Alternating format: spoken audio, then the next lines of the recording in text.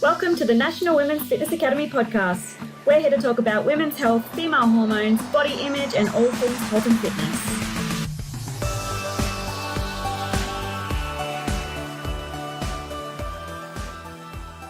Hello girls, and welcome back to another episode of the Women's Fitness Academy's podcast. I'm your host, Siggy, one of the WFA's educators and a women's body image and fitness coach.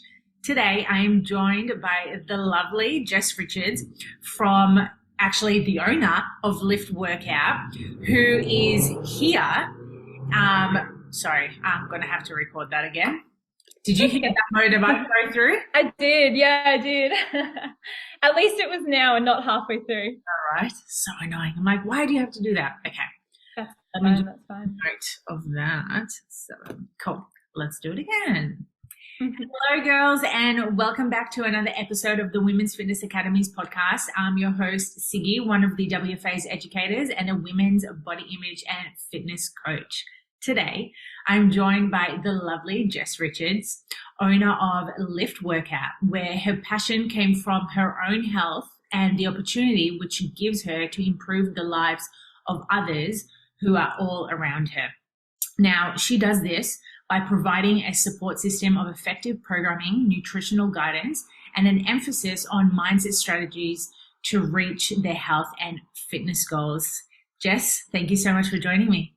Thank you so much for having me. I am honestly honored to be on the podcast today, and I hope the listeners will get a lot of value out of this. Oh, they're going to get so much freaking value from today. It's going to blow their freaking socks off. So I'm not going to say much right now because I want you to obviously give us the whole spiel about how you got into your training. And, you know, we briefly spoke about before we started recording how your journey to weight loss is very different to your normal, I guess, gal who's wanting to lose weight. So let's start off with that. Like what happened from a young age?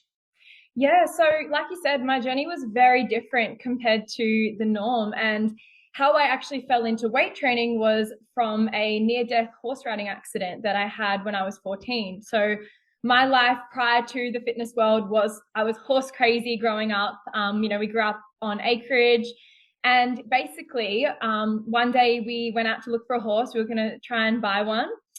And to be honest, I don't remember clearly a lot of it because I was knocked unconscious, seizuring, all the things. And yeah, it was a really traumatic experience, I'm sure for my family. But for me, honestly, it's a bit of a story and a bit of a blur. But I guess from that accident, to give a little bit of a backstory. So we went out one day to look at this horse, and, stupidly, if anyone does know horses a little bit, it was I think 6-year-old thoroughbred. So you think about those massive race horses.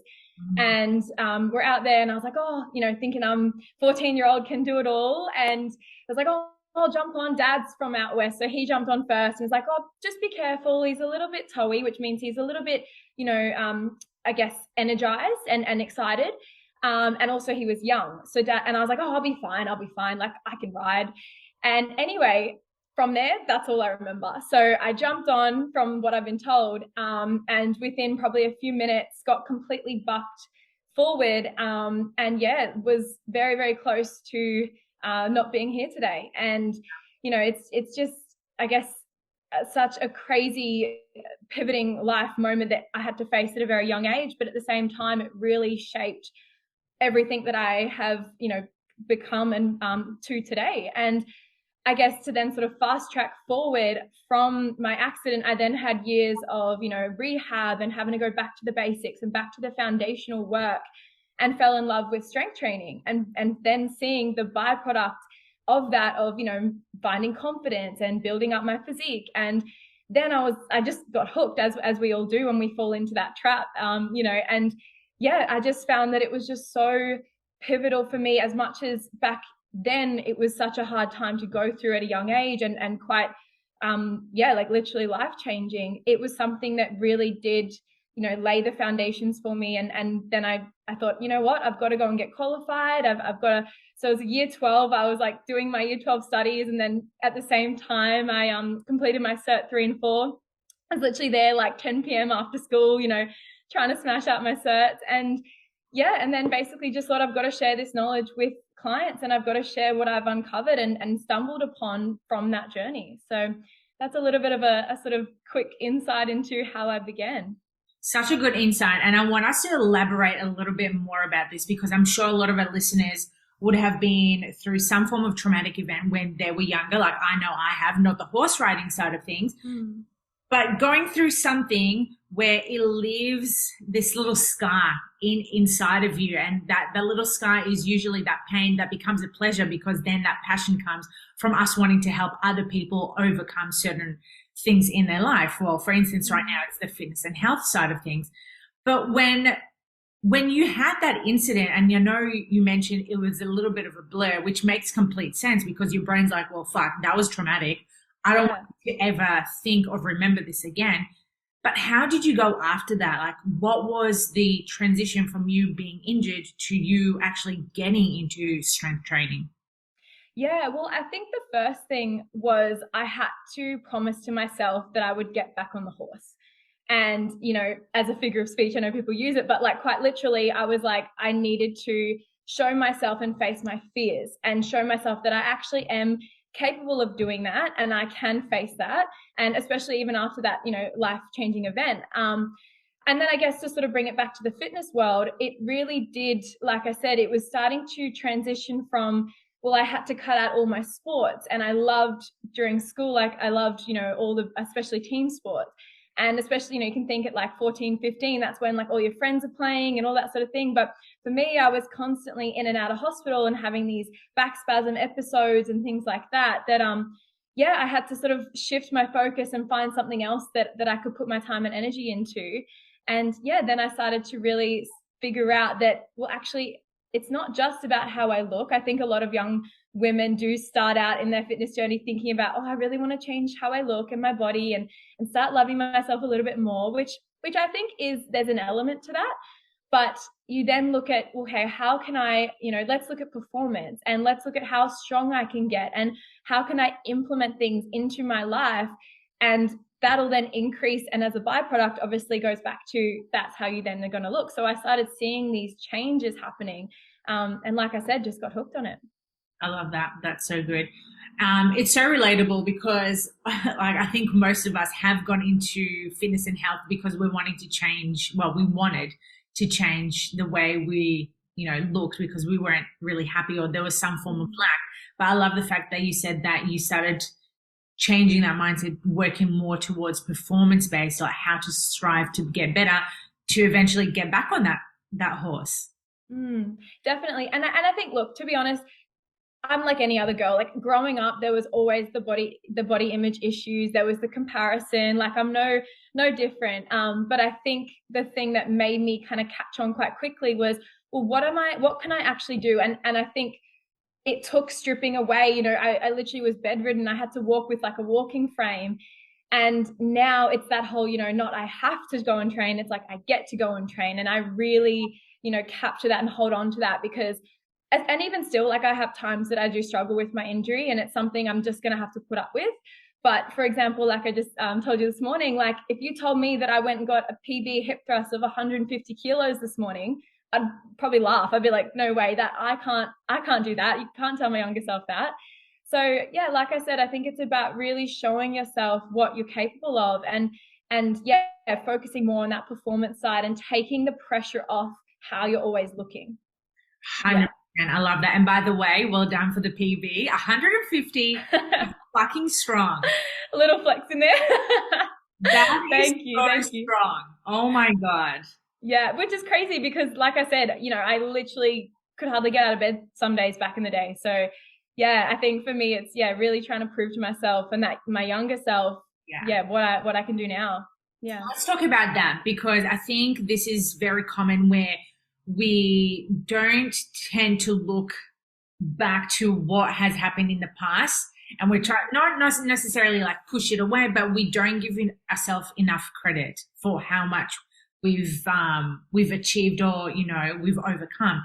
So those days when you were younger, when you were bedridden and you were using the walking stick, what was that like for you? Because going from an active girl riding horses to staying at home, being in bed, like that would have been a bit of a head fuck. Oh, it was shattering. And I think for me, it honestly, like the mental pain was harder than the physical. Like for me, I was kind of like, whatever, it's just a bit of back pain. Like, and when I say that, it was quite bad. But at the same time, yeah, like you said, for me, it was the mental side and the part where I couldn't do anything like I normally did and stuff that I just took for granted. And yeah, I think at the same time, looking back now, it has definitely put everything into perspective for me and yeah, bring it back to that whole, I get to go and train and I get to go out and walk and I get to use my legs and, and I'm so grateful that accident, that I've come out with just a back injury, because the way I landed, I am very, very lucky that I don't have any, anything else that I struggle with. And I remember even Dad saying for the first, minute or two, and Dad's a vet. So he's seen what it looks like to be, unconscious or even dead. And he thought I was gone in that first few minutes. And yeah, it was, I just can't imagine what he would have gone through, but that's fun to think that. Yeah. That's, yeah. Wow. That's full on, seriously. And, I really appreciate you opening about that and letting our listeners know, because it's too often we take things for granted. Mm-hmm. Like you said, you were walking one day and then the next day bedridden with back spasms. And it's just like now, whenever you're performing and whenever you're training, it's just like, it's not that you have to, it's like you fucking get to move your body because you can. Definitely. And that's something I literally preach to my girls, my clients every single day. And I guess that's what my mission is to show them what they actually are capable of. And it doesn't matter what background you come from. I think there's so much power in showing them what their potential is. And I think that's something that's so beautiful. And, working with them on what's holding them back and what's stopping them. And let's become a little bit more self-aware of that to then actually work, well, how can we form strategies around that? And let's see what we've been given and how can we improve on that? I love that. So with the battle of the injury, what does training look like for you right now? Like, do you still get the back spasms, or is it mainly just you managing around the injury? Yeah, so it's a bit more of a management now.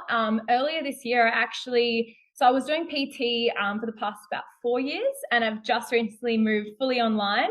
And the back had a little bit of a history into that. So earlier this year, went back into one-on-one PT and was just, again, back in bed like most days, had to cancel on clients because I was like, I can't even move. And I just said to myself, I was like, this is enough. Like, I can't be doing a job that's putting me like, bedridden. So I had to pivot quite quickly and just fully go online. And to be honest, it was something I was thinking about doing for a while. So I was kind of like, well, this is probably a sign to just go and jump in and do that.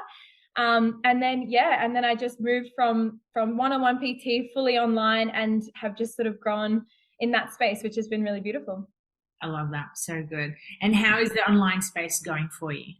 Oh, amazing. Like, incredible. I've just launched a challenge with my current girls. So we're doing 8 weeks together, and yeah, it's just amazing. We do Zoom calls each week, touch on mindset topics. And like I said, really unpack, let's get them out of that constant cycle loop. And how do we make sure that they're actually going to continue on and stick to it and not just, complete something or not even complete it and half-ass it. So I love it. Yeah. It's so empowering because, as we know, a lot of challenges, people start doing them, and then once they finish, they go ahead and do something completely different, or they don't even finish it and they go back to their old habits.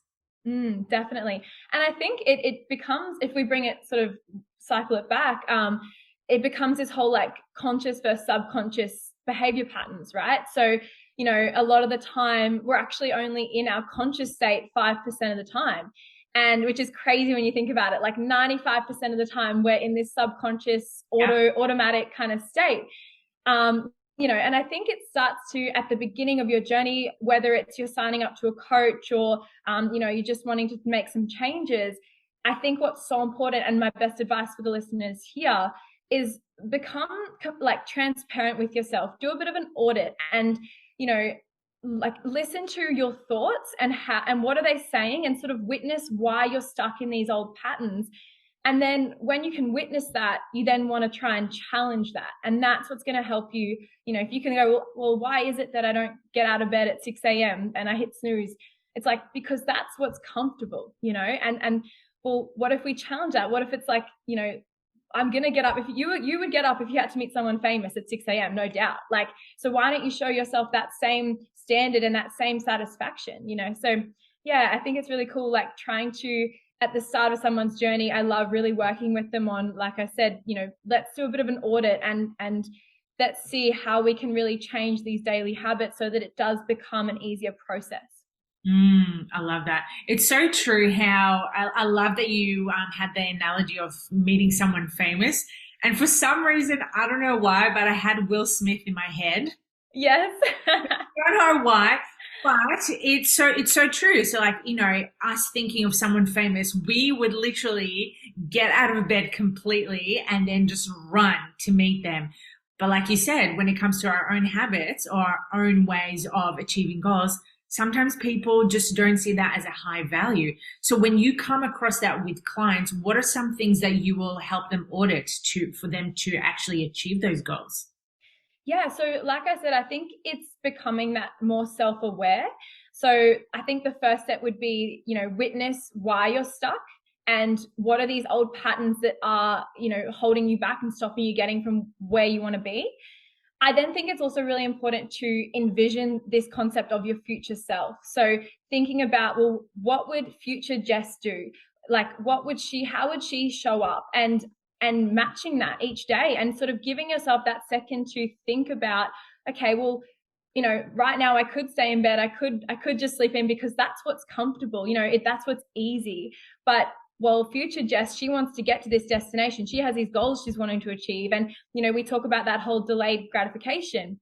And that's exactly it. It's like, well, I want to be showing up for her, not for me right now that just wants to stay comfortable. So, I think, but like I said, the second part is then challenging that. So, show up for that future self and then start small, start creating some daily conscious habits that you can start to sort of implement, little things like, I talk about romanticizing your life a little bit. So getting like a really cute water bottle or nice gym clothes or doing things and making them, and we have obviously a female audience, and having that like feminine touch where you feel like it's easy and it's elegant and it's, it's presentable and yeah, it's attractive, I guess is the word I'm looking for. It's so true. And I love the fact that we've brought this up because this is something that I'm really big with my clients as well, is making it as easy and simple for them, because otherwise like no one's going to fucking want to do it because it's way too hard or it's out of their way or it's too complicated. And like you said, like giving them the smallest task for them to complete, so then that way they can build up from there. Definitely. And yeah, I think, I even say to my girls, we're a week and a half in and I can guarantee you more than half of them have already, I just didn't quite finish all my workouts or my days weren't perfectly tracking macros. And I said to them, I was like, that is perfectly fine. The fact that you went, 3 out of 4 days, like I said, start small. And if you're not 100% perfect, the main thing is what you do after that. Because I think a lot of the time it's easy to, again, fall back into those old habits and the old patterns of, just that whole like, effort mode where you just like, well, I've messed up now. I can't go back. And it's like, well, but you can. Like, there's nothing that's stopping you. It's just, let's say you messed up on that one meal. It's like, that's one meal out of, 5 meals in the day over the course of a week. That's really not going to make much of a difference versus the next day, let's get back on track, or even the next meal, let's get back on track. And again, having that conscious pattern and conscious thought to go, well, okay, what kind of messed up there? What triggered that? And just sort of start questioning yourself, I think is the most important thing. And, we're not always going to get it right. It's not always going to be perfect, but I think it's really allowing yourself, giving yourself permission to know it doesn't have to be all or nothing. And that's a huge one, especially for women. And maybe I can speak for myself. Maybe you can relate to this as well, just that we set such high expectations of ourselves. So when we don't achieve it, we put ourselves down. It's like when your client came through and she's like, oh, I only did 3 out of the 4. It wasn't good enough. It's just like, babe, that's fucking awesome. Like that is 3 out of 4. Like 4 would have been like fucking great, but 3 is still a really fantastic effort. And when we start shifting that mindset, as you mentioned, like that self-awareness of going, cool, it doesn't have to be a 10 out of 10 all the time. It could be a 7 out of 10. It could be 8 out of 10. That's when you start easing on yourself a little bit more.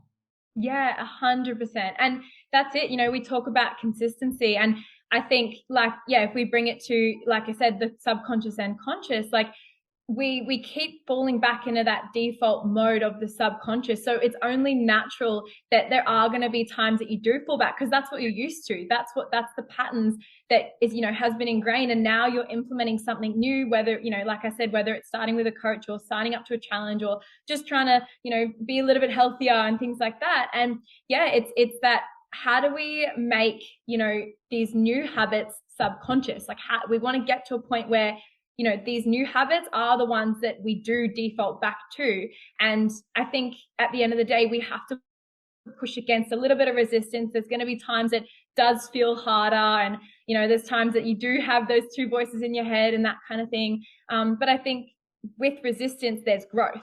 And, you know, just like we go into the gym, we need resistance to build our muscles. The same way we need to apply that into life. And yeah, I think fitness just lays such amazing foundations and can be implemented into life, into business. And yeah, it's just incredible what it can achieve. So much. It's like a huge floor act for us to changing our lifestyles. And I love the fact that you also mentioned about the subconscious thoughts, because too often we don't realize that all those thoughts are from us, from years, decades of different habits, some habits that we got from our parents, habits from school. So of course it's going to take a while for us to you know, break them and make new ones. And this is why we also need to be a little bit more patient with our progress as well. Like it goes back to us having like high expectations. It's like, yeah, awesome. Like we want to strive hard. We want to achieve these goals, but you also need to be kind to yourself when you do fuck up, because you will. Yeah, 100%. And that's it. It's the conditioning we're used to. And yeah, it's like I said, it's analyzing what thoughts are coming up and, you know, and your feelings. So it's like your thoughts then become your feelings, then become your behaviors. So how do we change those thoughts, those initial patterns? And, you know, even just to sort of be a little bit cliche, but it's like, if you're going to tell yourself you can't, you probably won't. Yeah. So why not actually challenge yourself and see what you actually are capable of? Because I can guarantee it's a lot more than what you think you can do. And that's why I think sometimes, you know, having a coach in your corner, as you know, with your own clients, is something that's so powerful, because you have someone that can believe in you and gives you that permission slip to be able to do that. But yeah, I think it's just so powerful for you to start challenging yourself and actually proving yourself wrong. It also gives us coaches a different lens to our clients, because our clients can only see the lens through their own mind, where if they're open for reflection and feedback, as coaches, we can give that to them and we can start questioning them a little bit differently and get them thinking, going, oh, well, if this is a pattern, how can I break this pattern? Like, what do I need to do differently? Where if you're, most of the time when you're on your own, you can't have that conversation with yourself because you don't have that perspective of someone who's an outsider. Definitely. Yeah. It's like they call it holding up the mirror, and that's exactly what it is. You know, sometimes it's like you've actually got to look inside and see what's going on there, because what's happening externally is, you know, like I said, these certain patterns and behaviors. And it's like, well, actually we need to do a little bit of inner work and work through that first, and then we can start making some real change. I love that. What are some changes that you had to put in place, like post your injury? Well, see, I think, yeah, it's been a long journey, because like I said, it was when I was 14 and now I'm 22. So yeah, it's been a little while, but I think it's just, you know, the idea of just building upon small little steps. And, you know, it started off with, the very first is, I would say, is get a specific program, because I think for me, especially when I first started, I remember like Googling, you know, how to grow your glutes or how to get a flat stomach or whatever it is. Like we all did that back when we were teenage years. And, you know, and then you start following like your favorite influencers workout, and it's sort of like, oh, I'm kind of not really seeing any results here. So I think the first step, or my best advice to a lot of people, is, start with getting yourself a set program and something that does build on progression. And then from there, definitely, start educating yourself. Like I said, it starts with you, and it's up to you. As much as your coach is there to help guide you and support you, and that's incredible, and use that.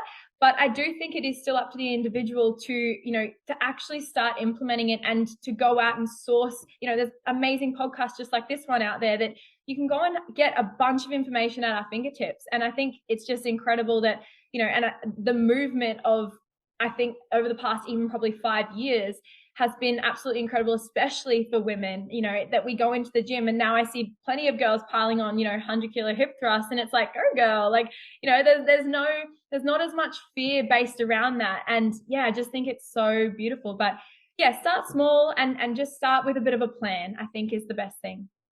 Definitely a plan, 100%. Yeah.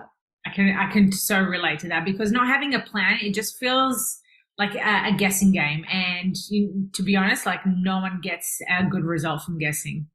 No, definitely not. I love that. That's so cool. So past the injury, now that we're doing a little bit more in terms of strength training, how has that emphasized for, your health right now and your fitness goals? Yeah, so I guess, again, to sort of back to, let's say 3 years ago, I went from strength training and moved into a bit more of a competing world with the WBFF. So I have that sort of background there. But yeah, I think it definitely has shaped moving into resistance training. It really does uncover and help shape that female physique, which I think is, again, focus on the performance, but the byproduct is just magic, But yeah, it's just been absolutely incredible to, practice that self-discipline with showing up to my sessions and doing the strength training. And then, yeah, like I said, that byproduct, seeing those results come through. I love that. So inspiring. What are your goals at the moment? Definitely build up my client base and my business. I think, that's my baby right now. So yeah, it's just so incredible, and I'm obsessed with it. I think competing is on the cards. I had actually 3 show cancellations last year due to the big pandemic. So that was really disheartening, and just something that, definitely tested my character. We were 3 weeks out when the show got cancelled, and I was like so close, and, the best conditioning I'd ever been in, and worked my absolute ass off for it. So yeah, I guess I had to really sit with myself to think, like, do I compete again? Is that the world I want to go into? Why am I wanting to compete? Making sure it's not these external factors, that it's actually, it's me that wants to do it. So yeah, I had to really sit with that. But I think competing might be on the cards maybe in the new year. And then probably traveling a little bit, just getting out, seeing the world, because we've all been stuck for so long. Where's the first place that you would want to go traveling to? So I just got back from a girls' trip in Europe, which was incredible. And then actually next week we're going on a family holiday to Fiji, which will be amazing. Yeah, I'm so excited.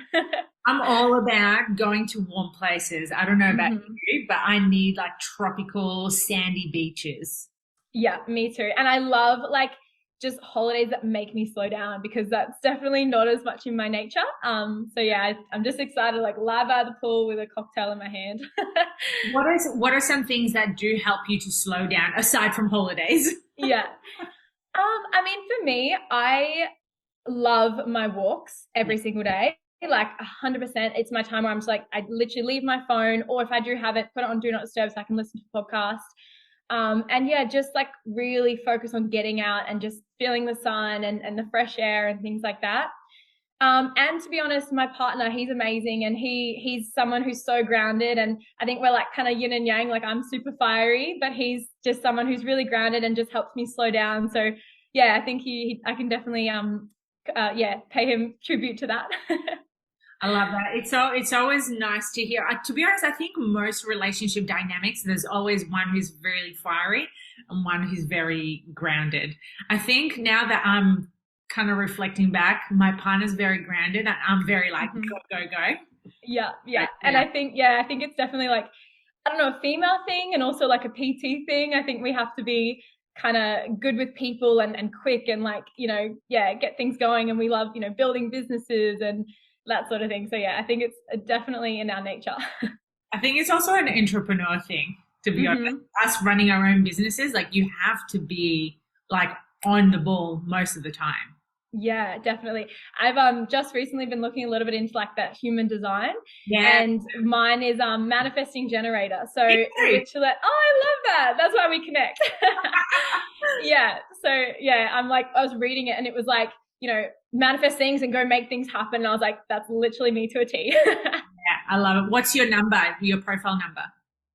Oh, I don't know, actually. Okay, look it up. I need to look a bit more into it. Yeah. Yeah, there's different ones. And then once you look into your profile number, it will make sense even more about what type of worker you are as well. And how. Amazing. So mine's a 5'1", and usually it means that I'm a teacher, but also I love nurturing and educating.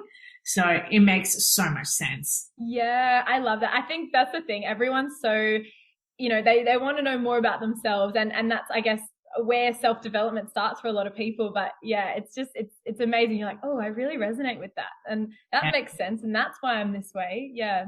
Yeah. You'll know, does it click now to you that that's why you do certain things? Like, do you have like many jobs or like projects at once? Yes, definitely. And that's been me my whole life. Like, even through school, I played every instrument, tried every sport. And I used to actually be a bit self-conscious about it because I was kind of like, I guess I would sort of be good at kind of most things, but not like the master at anything. And I was like, oh, I just can't like be, one of the top athletes or anything. And I used to be like, oh, like, why not? I'm trying everything. And yeah, but I think, it definitely explains a lot when I look at it and I'm like, I'm not meant to be just perfect at one thing. Yeah. And, even now it's like, I'm just about to graduate my uni degree this semester. So I've got that in the works and, business and, competition prep. And there's always a lot of things happening. I love that. It literally just shows you, for whoever is into human design, look further into it. If you are interested, I'm pretty sure there's a page called Human Design on Instagram by, oh my God, I'm going to butcher her name. Her first name is Jen, from what I remember. Anyway, great fucking page if you girls want to like look more into it. But it makes so much sense because us as manifested generators, we're wanting to do all of the things that actually light us up. And that's what gives us, more passion to do the things that we're wanting to do instead of being boxed into one particular thing. Because I'm sure you can relate to this, that if you had boxed yourself into just doing, let's say, PT, but not doing the other side of things, you probably would have been like really fucking miserable. Oh, 100%. And that's the thing. I think I really thrive off being busy and having lots of things on my plate. I find I'm one of those people who, the more things I'm doing, I'm actually getting more done. Whereas if I'm like in a slow period or a slow season, it's like, I feel so weird. Like, I don't know if you can relate. 100%. It's so funny because I usually go through slow periods, probably like a week or 5 days prior to my period. I like to just not have too much work because, again, that can also stimulate too much adrenal and cortisol through the body. And during that time, we really realistically wanting to slow down. So during that time, I find it really fucking hard not to do as much because I need to give my body some rest. So yeah, it's a constant battle because, you're wanting to do all the things, but then you remind yourself like, no, like chill the fuck out. You can do it next week. Yeah. Oh, I 100% relate. And I think that's something I'm definitely practicing is, like we said, slowing down and just actually being like, no, don't feel guilty about stopping and just having time off. And I think it's definitely a skill, but something to practice. It's an ongoing skill. And you know what? Like I say to every client of mine, every level you go to, there's going to be a greater growth there. Because whatever you're overcoming right now, you're going to overcome 10 times more when you hit that next level. Yeah. And that's it. There's always something more, which I think even just to relate it back to the fitness world, it's like, when you say to yourself, well, once I get to this weight, then I'm going to be happy. Or once I look this way, then I'm going to be happy. It's like, I can guarantee you that you won't. There's always going to be another level. And, take it from me, like I said, with my comp prep, even me, I was my leanest and like sort of best looking that I'd ever been. And I still wasn't satisfied. I still remember, and I had to do a lot of work around this in the whole body dysmorphia kind of world. But I still remember looking at my check-in photos going, oh, I've still got weight to lose. And now I look at those photos and I'm like, what was I thinking? Like, I literally looked like, gaunt in the face. Like I had that skeleton, like I had no more room to move, and the show had been sort of pushed back. So we were ready to get on stage, and it blows my mind. And I think that's the thing, you really need to, acknowledge to yourself that you're never going to be truly satisfied. But I think that's also beautiful that you can constantly keep progressing, but just allowing yourself to actually start implementing those small daily habits and see them compounding over time, and know that, when you sort of get to that point, it's like, okay, well, what's next? 100%. I love that. So good. So good. Yeah. Such a good ending for today's podcast for our listeners to be like, cool, like I need a little bit of reflection if I need to, make changes or head into that next level of growth. Yeah, 100%. So good. Jess, thank you so much for joining me. Today's conversation has been fucking fabulous. Oh, I'm buzzing. This has been amazing. So good. And I'm sure our listeners are going to reflect back a little bit more, from what they've overcome, whether it's a traumatic event or whether it's an injury. Well, injuries are fucking traumatic. Yeah. But anything that will help them to acknowledge that their training is not because they have to. It's like, you get to fucking do this. You get to move your body because you are blessed to actually fucking have limbs and do all the things and hit PBs like you did this morning. Yeah, exactly. And that's it. Like, I want you girls, if anything, to take away from, show yourself what you actually are capable of, like challenge that. And I think that is just something so powerful. I love that. Thank you. Thank you. Before we finish off, where can our followers find you? So I'm on Instagram, so Jess Richards Fitness. So you guys can sort of head over there. And yeah, if you have any questions and things, I'm more than open, and yeah, feel free to reach out. I love that. Awesome. Well, girls, if you enjoyed today's podcast, please make sure that you screenshot it, tag us at the Women's Fitness Academy, tag myself, tag Jess, and then till next time, acknowledge all your wins, reflect back on all your lessons, and Jess, anything else to finish off with? And yeah, just keep showing up. Show up, girls. I love that. Yeah, amazing. Thank you so much.